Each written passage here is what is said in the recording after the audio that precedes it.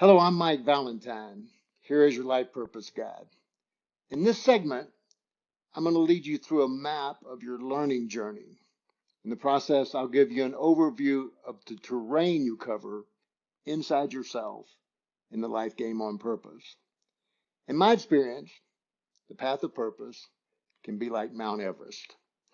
This game and all the services, games, and tools we provide lead you on a climb, which really can be the Mount Everest of your potential. If you want to climb and stand at the top of the world, Mount Everest is the only way. The pathway of purpose is similar. It's the Mount Everest of human potential. Think of it as the Mount Everest of your potential. Purpose is a path that leads the inner journey through the heart of your essential self and goes all the way to the top. It reaches the summit of your potential. Just like putting one foot in front of the other, making every step count, takes you up Mount Everest, there are fundamental steps that lead you up the peaks of purpose and to the discovery of your essential self. You take one step at a time to reach the top of the world on Mount Everest.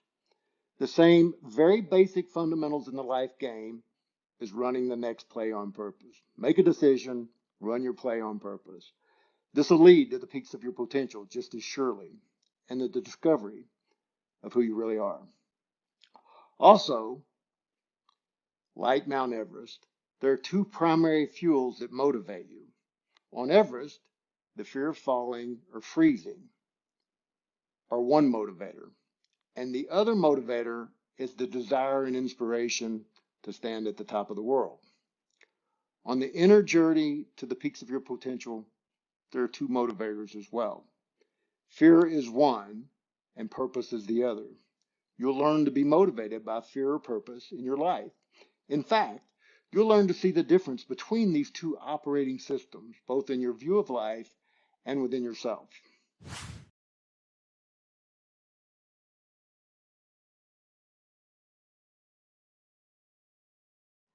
Let's look at the pre-game phase of your life game on purpose. You might think of it as arriving at base camp if you're climbing Mount Everest.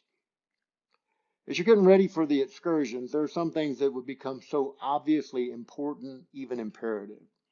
You'd surely want to check your gear and supplies. You'd want to get to know the people you're taking the trek with.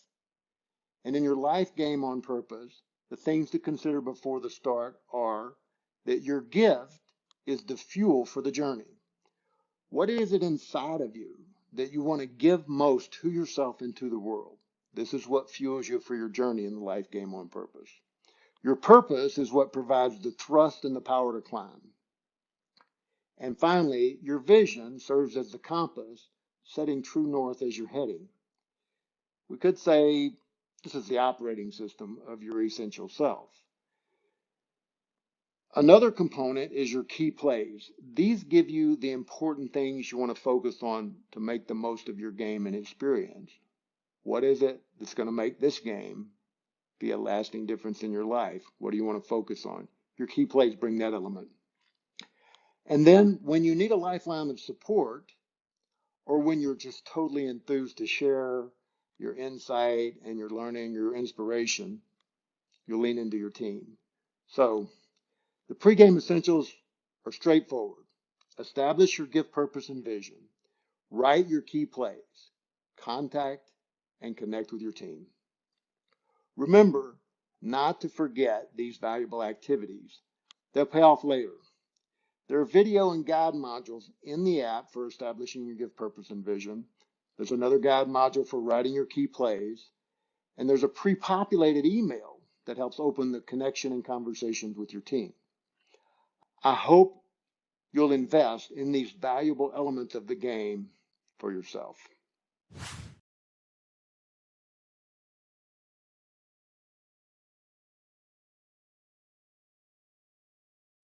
I'm going to cover your game journey now. I'll go through this in increments of quarters, 1, 2, 3, and 4. The quarters in the game are 3-week intervals. The first quarter is when you want to get your head in the game. As you enter the mountain of your potential, it's time to really start thinking and looking ahead, just like entering Mount Everest, stepping onto the mountain of your potential can be both awe-inspiring and perhaps overwhelming. Now imagine it's time to break base camp and start up the mountain. As the time grows near, there are an array of emotions you might experience as you look to the journey ahead. You might experience awe, bliss, manic. You might experience abject fear and terror.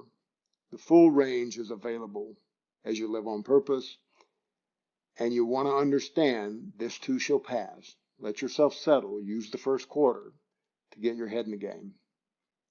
This game in living on purpose comes with a steep learning curve. Be patient with yourself. Look to find your joy and pace of learning. You're about to learn a lot. It's a game for living on purpose, not living perfectly. You'll be acclimating to a new way of life. It doesn't happen overnight. The game's designed to bring forward what matters most to you, to bring out what's in the center of your heart to be the center of your life. The new awareness can be a lot to digest, though. Take some deep breaths. This will pass as you learn more about yourself and find your sweet spot to play from. Early in the game, the majority of the learning is by failure. I know you've heard that failure is the pathway to success. You likely fell down a few times when you were learning to walk. Then you succeeded with your first step. Then you took 2 in a row. One day you started running. Small changes sustained over time can be more successful than heroic efforts for a short run. Be patient. There are a plethora of tools to support your progress. You can lean on your team. You have a guide on the journey with you. That's me. The most valuable thing to learn early on is to stop fighting with yourself. Stop fighting with other people. Stop fighting with life as it is. Accepting yourself as you are, here and now, and running the next play on purpose is the most powerful, fundamental you can develop in your mindset.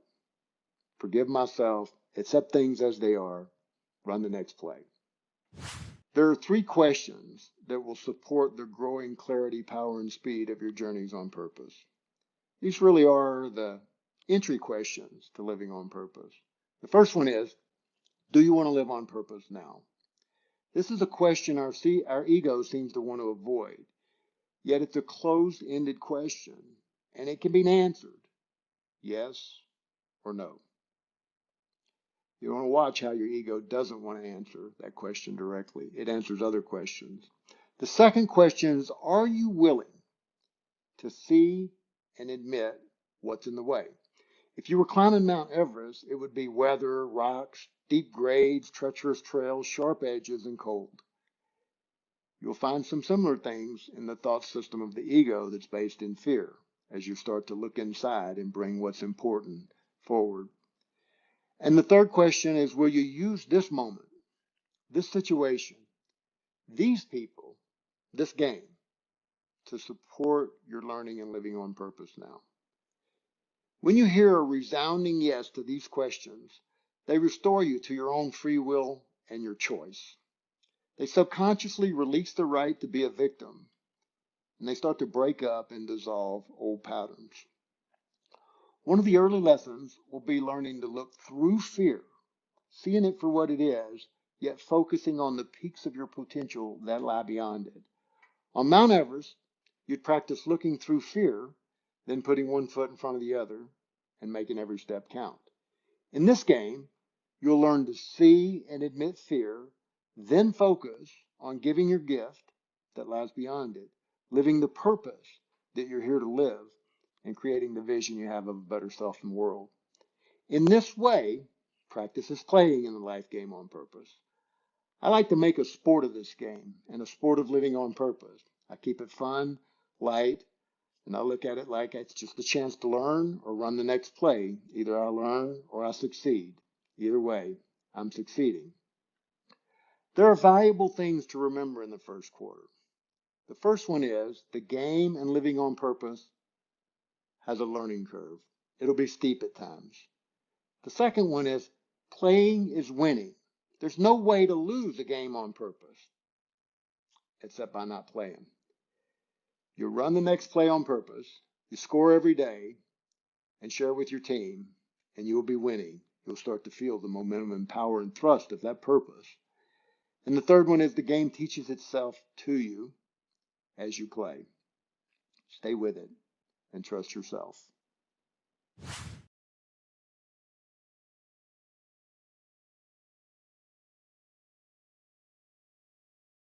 Okay, let's shift now and start to look at the second quarter in your life game on purpose.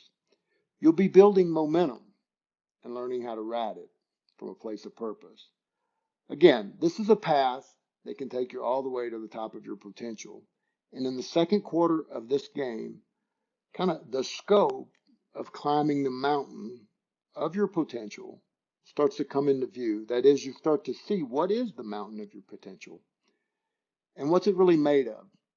The simple mechanics to get you to the top, or you decide and run the next play on purpose.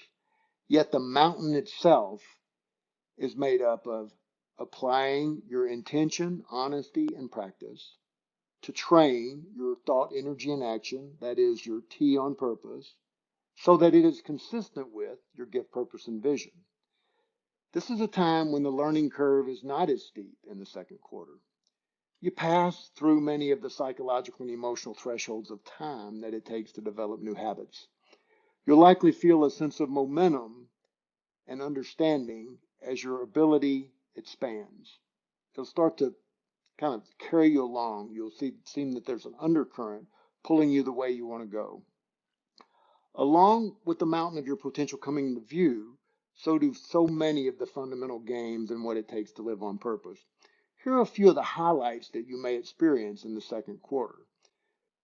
You may learn the value of giving equal mind share to your success in the second quarter. This brings a sense of power from being motivated by purpose rather than being driven by fear. We, or at least I, can be all too fast to be critical of myself. And learning to give equal attention to success and progress helps that success and progress grow. In the second quarter, the idea that the fastest way back to purpose could start to be a working part of your mind. It could start to be something that works its way down into the grit and grain of your life. Forgive yourself, get back in the game. Learning to run the next play on purpose can give access to appreciating progress over perfection and leading us to new clarity, power, and speed. You could realize that you'll never find outside of yourself the power and potential that's only inside of you. Let me ask you a bad question. Would you go to a cow to get eggs? Most people say, no, silly. Cows don't lay eggs. They give milk. Chickens lay eggs. Exactly. And so what I'm saying is now is the time to stop looking outside for what you can only find inside you. We could say this place called ground zero, the bottom of your heart. That's where you're going to find what you've been looking for. Okay, there are steep grades ahead. The game prepares now for what it demands later. Paying attention, staying with the fundamentals, scoring, sharing with your team, and staying in the game. Enjoy this sense of momentum and ease that can come with familiarity, repetition, and the subconscious starting to support your new habits. Just as Mount Everest teaches you, Mount Everest, the life game on purpose, teaches itself to you. As you learn, playing is winning. The only way to lose in a life game on purpose is to not play.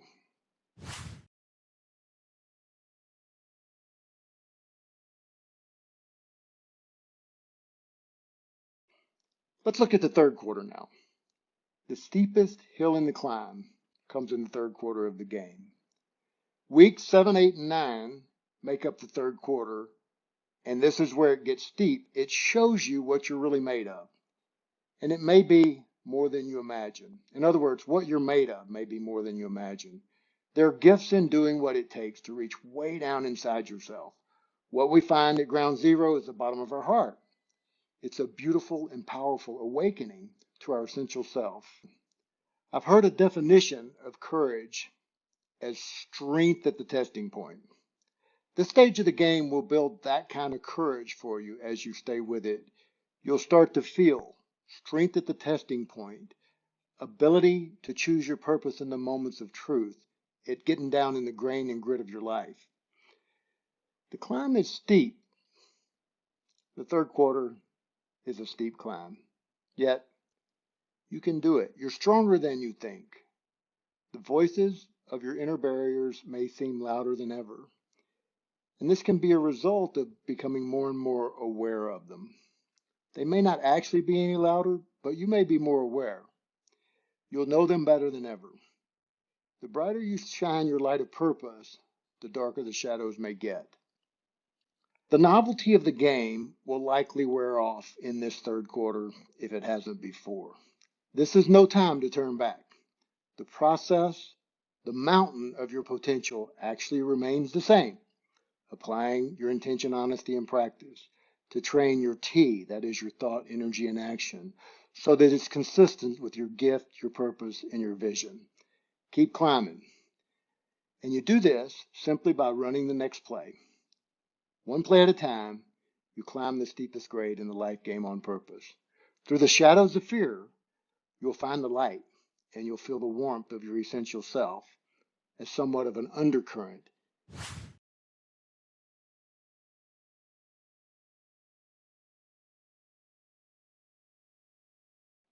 Welcome to the fourth and final quarter. This is a special time in your game. This is a time to really take heart, to understand and know fear, K-N-O-W. Know fear is its release. And more importantly, to know that love is here and you can surrender to win. Surrender to your purpose and you win. You've probably by now gained some skill at fanning the flames of purpose, and you can sense your passion growing. That continues. Keep fanning the flames of purpose, and you'll feel that passion grow. Expect miracles in the fourth quarter of your game. The shift from fear to purpose now is substantial. You've done a lot of learning, a lot of growing, your capacities expanded. Knowing your essential self as who you truly are can start to bring a sense of freedom, set you free from the many traps of the fear-based thought system of the ego.